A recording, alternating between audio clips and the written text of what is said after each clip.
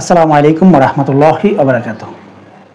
বাংলাদেশে যে ইসলামিক দলগুলো রয়েছে এই দলগুলো জোট করে যদি নির্বাচন করে তাহলে তাদের ক্ষমতায় যাওয়ার সম্ভাবনা কতটুকু রয়েছে, এবং এই দলগুলো যদি আসলে ক্ষমতায় যায় তাহলে কি বাংলাদেশে ইসলামিক যে শরিয়া আইনগুলো রয়েছে এই শরিয়া আইনগুলো বাস্তবায়ন করা সম্ভব কিনা, এই বিষয় নিয়ে বিস্তারিত আলোচনা করার চেষ্টা করব ইনশাআল্লাহ। প্রত্যেককে ভিডিওটা একটু মনোযোগ দিয়ে দেখার আমন্ত্রণ জানাচ্ছি। বাংলাদেশ, ভারত এবং পাকিস্তান এই তিনটে দেশের মানুষ আসলে ধর্মভীরু। এই দেশের মানুষগুলো আসলে যেই ধর্মই পালন করুক না কেন এই অঞ্চলগুলোর মানুষগুলো আসলে অনেকটাই ধর্মভীরু। আর এই কারণে এই তিনটে দেশের যত রাজনীতিবিদ রয়েছে বা রাজনৈতিক নেতারা রয়েছে তারা কিন্তু নির্বাচনের সময় বা রাজনীতিতে তারা ধর্মকে ব্যবহার করেই রাজনীতি করে। বাংলাদেশে যেসব রাজনৈতিক দলগুলো রয়েছে, আওয়ামী লীগ, বিএনপি, জাতীয় পার্টি বা অন্যান্য যে দলগুলো রয়েছে, এই প্রত্যেকটা দলে কিন্তু নির্বাচনের সময় বা রাজনীতিতে সবসময় ধর্মকে ব্যবহার করে। আর ইসলামিক দলগুলো তো ধর্মের ভিত্তিতেই রাজনীতি করে। এই বাংলাদেশে শুধুমাত্র ধর্মকে ব্যবহার করে রাজনীতি করে না, সেই দলটা হচ্ছে এই যে বামপন্থী যে দলগুলো রয়েছে এই দলগুলো। আর এই দলগুলো যেহেতু ধর্মের ব্যবহার করে না, তাই এই দলগুলোর যেসব নেতারা রয়েছেন এরা যদি এককভাবে নির্বাচন করে তাহলে বাংলাদেশে কোনো জায়গায় তারা মেম্বারও হতে পারবে না। অনেক বামপন্থী নেতাদেরকে আপনারা চিনবেন যে পুরো বাংলাদেশের মানুষের কাছে তারা পরিচিত, কিন্তু তাদেরকে আসলে মানুষ ভোট দেয় না। এখন বাংলাদেশে 90% মুসলমান, এবং যেহেতু বাংলাদেশে 90% মুসলমান, তাই বাংলাদেশের যে রাজনৈতিক দলগুলো রয়েছে এই দলগুলো সবসময় ইসলামকে ব্যবহার করে আসলে তাদের রাজনীতি করার চেষ্টা করে। পূর্বেই বলেছিলাম যে এই বাংলাদেশের মানুষ কিন্তু ধর্মভীরু, কিন্তু এই ধর্মভীরু মানুষদের মধ্যে আসলে খুব ছোট একটা অংশ হচ্ছে ধর্মকে জেনে বুঝে তারপর ধর্মীয় রীতিনীতিগুলো ফলো করে, আর বড় একটা অংশ হচ্ছে আসলে সম্পূর্ণরূপে ধর্মান্ধ। প্রথমে আসি যে বুঝে শুনে ইসলাম ধর্ম পালন করা যে ব্যক্তিরা এরা কোন শ্রেণীর, আর যারা ধর্মান্ধ তারা কোন শ্রেণীর। প্রথমে ব্যাখ্যা করি যে যারা বুঝে শুনে ইসলাম পালন করে তারা কোন শ্রেণীর লোক। যেমন বাংলাদেশে আপনি বিভিন্ন ধরনের আলেম পাবেন এবং বিভিন্ন মতাদর্শের আপনি আলেম পাবেন, এবং বাংলাদেশে যে ইসলামিক দলগুলো রয়েছে এই দলগুলো আবার বিভিন্ন আকীদা লালন করে। এক একজন এক এক মতে এক একভাবে ইসলামকে উপস্থাপন করে। যারা আসলে বুঝে শুনে ইসলাম পালন করে তাদের উদ্দেশ্যে বলছি, তাদের মধ্যে অনেকগুলো ভাগ। যেমন বাংলাদেশে যে ইসলামিক রাজনৈতিক দলগুলো রয়েছে এই দলগুলোর মধ্যে জামাত ইসলামী একটা ক্যাটাগরির, হেফাজতে ইসলাম আরেকটা ক্যাটাগরির, কিছু কওমিপন্থী ইসলামিক দল রয়েছে তারা এক ক্যাটাগরির, আবার কওমি অঙ্গনের আরেকটা অংশ যেমন ইসলামী আন্দোলন বাংলাদেশ চরমনাই তারা আরেক ক্যাটাগরির। এরপর আছে আবার সুন্নিদের মধ্যে কয়েকটা গ্রুপ রয়েছে এবং কয়েকটা রাজনৈতিক দল রয়েছে। এই জাতীয় যদি হিসাব করেন ইসলামিক দলগুলো যদি আপনি হিসাব করেন অনেকগুলো দল পাবেন, যে দলগুলোর নাম বাংলাদেশের মানুষ জানেও না, ঠিকমতো চিনেও না, কিন্তু তারা ইসলামিক দল করে বসে আছেন এবং বহুদিন যাবৎ তারা রাজনীতিও করতেছেন।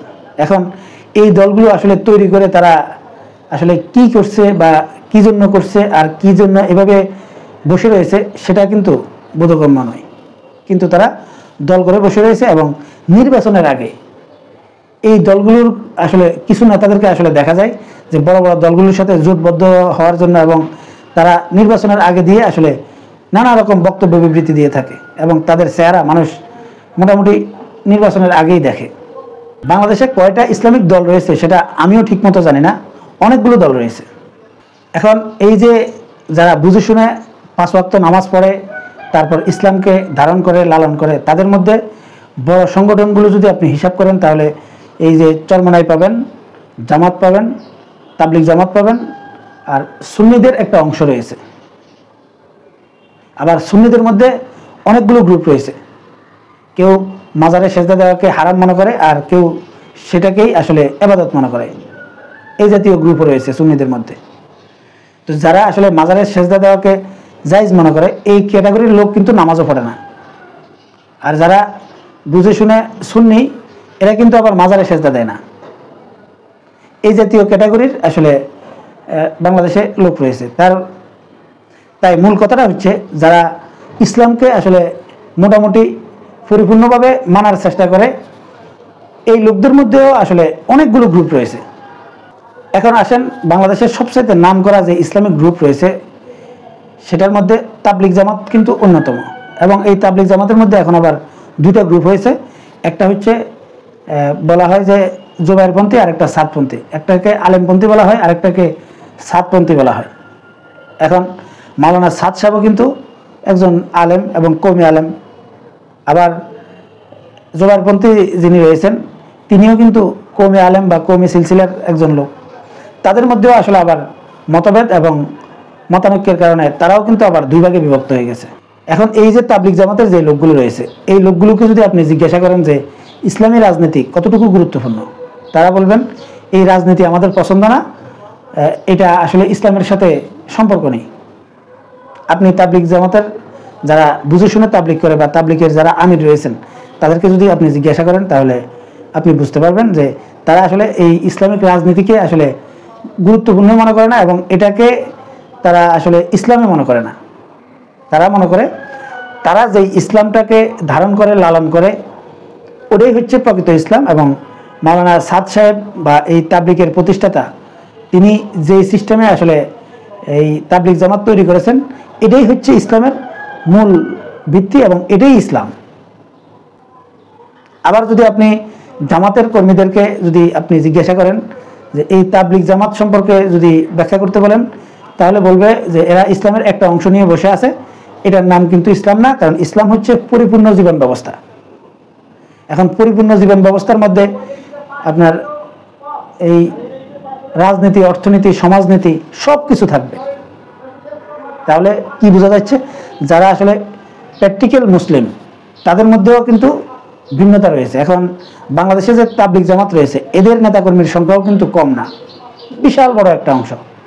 আর ফজরের সময় আপনি যদি মসজিদে যদি আপনি মুসল্লি খোঁজেন, তাহলে এই কোয়ালিটির মুসল্লিদেরকেই আপনি মসজিদে পাবেন। হয়তো সে তাবলিগ করে, না হয় সে জামাত করে, না হয় সে চরমনাই করে। এখন যারা 5 ওয়াক্ত নামাজ পড়ে বা ইসলামকে পরিপূর্ণভাবে প্র্যাকটিস করার চেষ্টা করে, তাদের মধ্যে আসলে ইসলাম সম্পর্কে আসলে ধারণা কেমন, সেটা আশা করি আমি আপনাদেরকে বোঝাতে পেরেছি যে তাদের মধ্যেও এই ইসলামিক রাজনীতি নিয়ে আসলে মতানৈক্য রয়েছে। অন্যদিকে আরেকটা যে গ্রুপটা বলেছি, যারা ইসলাম সম্পর্কে ভালোভাবে জানেও না, ইসলাম সম্পর্কে বুঝেও না, কিন্তু তারা ইসলামকে ভালোবাসে বা ধর্মভীরু, যেটাকে আমি বললাম, বা ধর্মান্ধ, এই লোকগুলো আসলে ধর্মকে মনে করে তাদের মতো করে। মানে তারা এই দুনিয়ার জীবনে যা কিছু করুক, মাঝে মাঝে তারা মসজিদে যাচ্ছে, মন চাইছে তারা নামাজ পড়তেছে, 2 ঈদের নামাজ পড়তেছে, শুক্রবারে মসজিদে যাচ্ছে, এবং জান্নাত জাহান্নাম এটা তারা বিশ্বাসও করে। কিন্তু কখনো কোনো দিন মানে তারা এটা বোঝার চেষ্টা করে না যে ইসলাম আসলে কি জিনিস, বুঝে শুনে আমল করা উচিত, এরকম মনে করে না। তারা এটা ধর্মকে ধর্মের জায়গায় রাখে, আর তাদের জীবনের চলার পথটাকে তারা আলাদা মনে করে। যেমন আমি যদি আপনাদেরকে বলি, আশা করছি বহু লোক সঠিক উত্তর দিতে পারবেন না। যদি আমি আপনাদেরকে বলি যে ইসলাম এবং অন্যান্য ধর্মগুলির মধ্যে আসলে পার্থক্যটা কি, এই প্রশ্নটা যদি আমি আসলে আমার এই দর্শকদেরকে করি, তাহলে আমি নিশ্চিত যে 95% লোক আসলে এটার উত্তর দিতে পারবে না। এর কারণটা কি? এর কারণটা হচ্ছে, যারা এই উত্তরটা দিতে পারবে না যে ইসলাম এবং অন্যান্য ধর্মগুলোর মধ্যে পার্থক্য কি, এই লোকগুলো আসলে ইসলাম সম্পর্কে জেনে বুঝে আমল করতেছে না। আর জেনে বুঝে আমল না করার কারণে আসলে তারা এটা বলতে পারবে না যে ইসলাম এবং অন্যান্য ধর্মগুলোর মধ্যে পার্থক্য কি। আমি আমার এই দর্শকদেরকে আসলে আমি এই প্রশ্নটা করে গেলাম। আমার এই বিষয়ে আসলে দ্বিতীয় যে ভিডিওটা আসবে, সেই ভিডিওতে আমি আসলে এই জিনিসটা ক্লিয়ার করব। আপনারা যদি সত্যিকার অর্থে জানান, তাহলে কমেন্টসে লিখতে পারেন। আমার বিশ্বাস আমার দর্শকদের মধ্যে যারা 5 ওয়াক্ত নামাজ পড়েন তাদের মধ্যেই 95% লোক এই উত্তরটা দিতে পারবেন না যে ইসলাম এবং অন্যান্য ধর্মগুলোর মধ্যে পার্থক্যটা কি। এবার আসি যে এই যে ধর্মান্ধ যেই বড় শ্রেণীর কথাটা বললাম আমি, এই শ্রেণীর মানুষ কিন্তু বিশাল। এরা ইসলাম সম্পর্কে কীরকম ধারণা লালন করে সেটার একটু আপনাদেরকে ব্যাখ্যা দিই। এই বাংলাদেশটাকে আসলে মসজিদের দেশ বলা হয়, আর আমাদের এই ঢাকার শহরকে মসজিদের শহর বলা হয়। মানে বাংলাদেশের সবচাইতে বেশি মসজিদ রয়েছে। এখন এই মসজিদগুলোর যারা ইমাম রয়েছেন,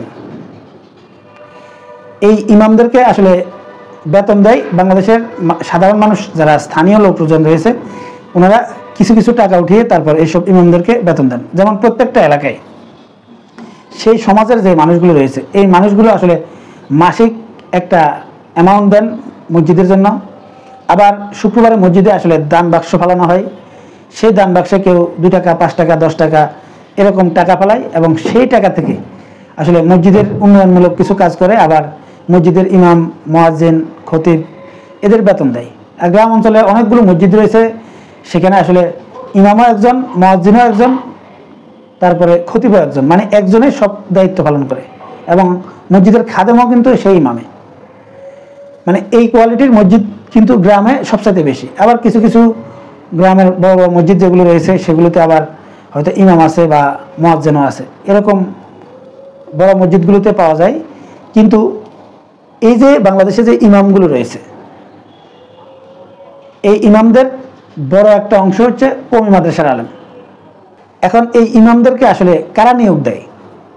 ইমামদেরকে নিয়োগ দেয় আসলে এই যে মসজিদগুলো করা হয়েছে, এই মসজিদগুলোতে যারা জায়গা দিয়েছে বা মোটা অঙ্কের মসজিদে দান করে, অথবা এলাকার যেই মাতাব্বর শ্রেণীর যারা রয়েছেন প্রভাবশালী, এই লোকগুলো কিন্তু এই ইমামদেরকে নিয়োগ দেন। এবং ইমামদের বউরা পর্দায় থাকে কিনা, তাদের চরিত্র ভালো আছে কিনা, তারা এই মানুষের সাথে কোনো রকম 2 নাম্বারি করে কিনা, মিথ্যা কথা বলে কিনা, তাদের চেহারা চরিত্রের মধ্যে আসলে নবীর পরিপূর্ণ সুন্নাহ আছে কিনা, এই সব কিছু তারা কিন্তু যাচাই বাছাই করে তারপর তারা ইমামকে নিয়োগ দেয়। এখন এই যে সমাজের যারা আসলে ইমামকে নিয়োগ দিচ্ছে, এরা কিন্তু ইসলামের যে জিনিসগুলো বুঝে সেগুলো অনুযায়ী এই ইমামকে নিয়োগ দিচ্ছে।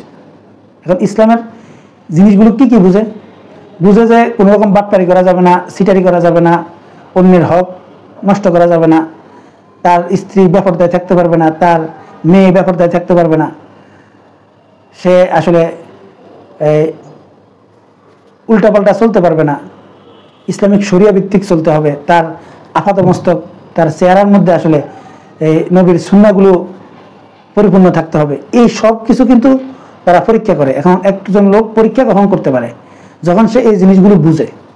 এখন এই জিনিসগুলো সে বুঝে যে এই জিনিসগুলো আসলে ইসলামের মূল বিধান, কিন্তু যারা এই ইমামকে নিয়োগ দেয় তারা আসলে এই জিনিসগুলো একজনও ফলো করে না। এখন তারা মনে করে কি যে ইমামকে আসলে ঠিক হতে হবে, ইমাম যদি সঠিক থাকে তাহলেই হবে। তাদের কিন্তু সেই জিনিসগুলো আসলে বিবেচনা করার দরকার নেই বা তারা সেগুলো আমল করার দরকার নেই। এখন ইমামের স্ত্রী পর্দা করে কিনা সেটা দেখতেছে, ইমামের মেয়ে পর্দা করে কিনা সেটা দেখতেছে, কিন্তু নিজের মেয়ে আর নিজের স্ত্রী পর্দা করে কিনা সেই খবর নেই। মানে এই লোকগুলো বুঝে, যতটুকু বুঝে ইসলামের সেটা কিন্তু আমল করে না।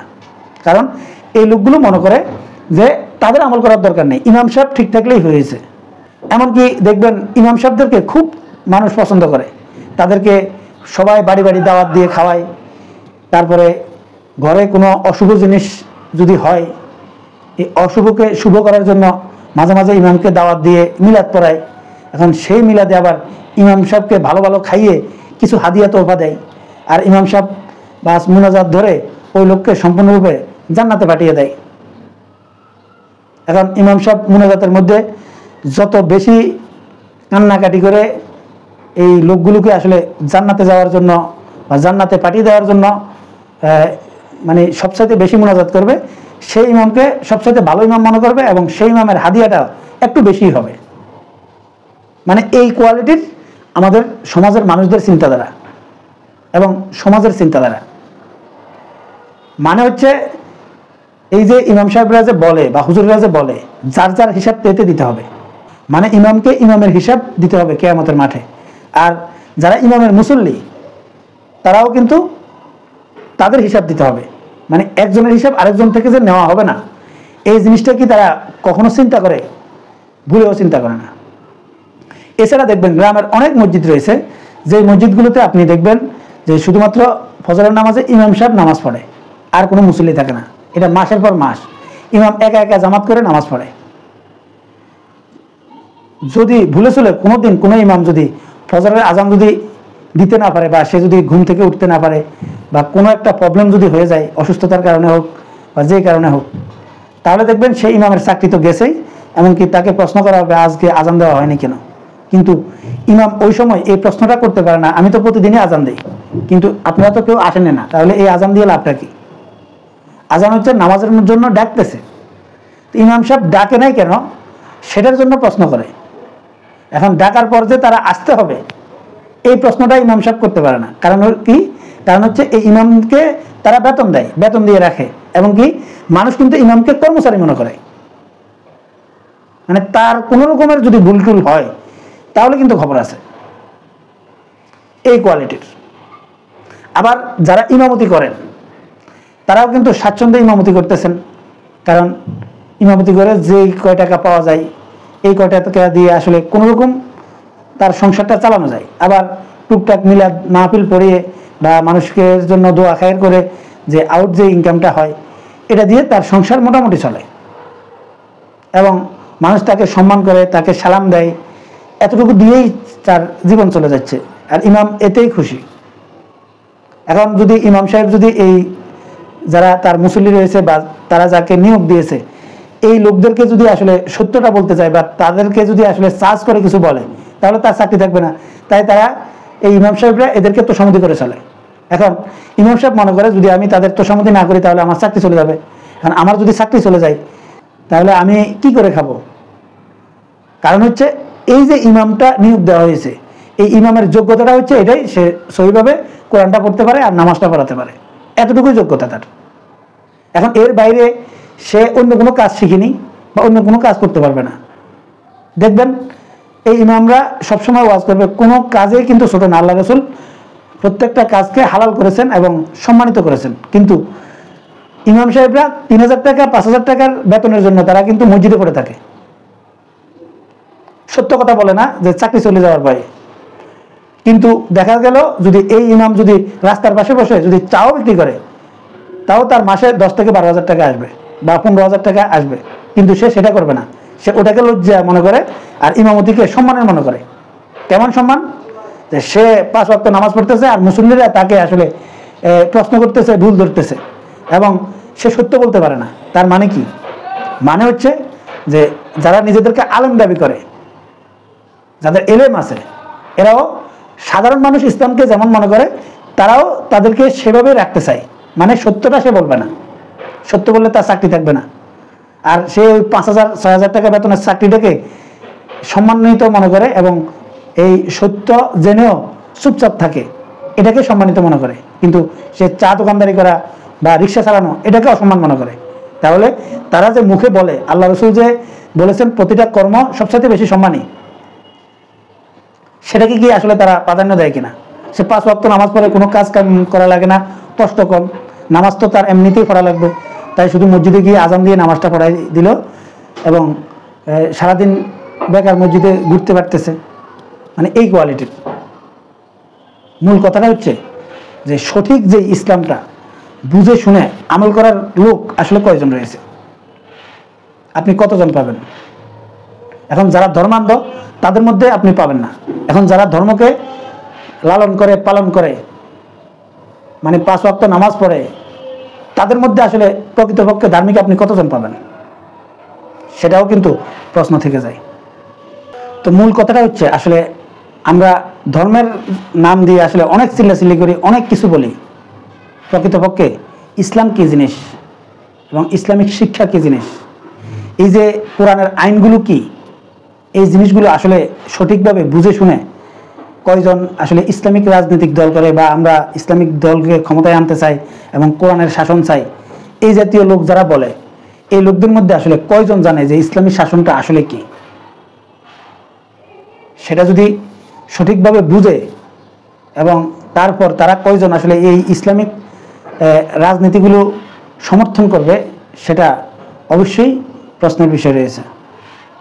তো সম্মানিত দর্শক, আমি আপনাদেরকে বলেছিলাম যে আমি এই বিষয়গুলো নিয়ে আসলে কয়েকটি ভিডিও করব, কারণ এক ভিডিওতে আসলে সব কিছু বলা সম্ভব নয়। তাই দ্বিতীয় যে পার্টটা আসবে সেই দ্বিতীয় পার্টটা দেখার আমন্ত্রণ জানিয়ে এখনকার মতো এখানেই বিদায় নিচ্ছি। আর আমি পূর্বেই আপনাদেরকে একটা প্রশ্ন করেছিলাম যে ইসলাম এবং অন্যান্য ধর্মগুলোর মধ্যে আসলে পার্থক্যটা কি, সেটাও আগামী ভিডিওতে আসলে ক্লিয়ার করার চেষ্টা করব। এখন আমি যে প্রশ্নটা করেছি যে আপনারা কয়জন জানেন এটা, সেটা আমি একটু দেখতে চাই। তাই আপনারা ইসলাম এবং অন্যান্য ধর্মগুলোর মধ্যে আসলেই পার্থক্যটা কি এবং মূল পার্থক্যটা কি সেটা কমেন্টসে জানাবেন। আল্লাহ হাফেজ।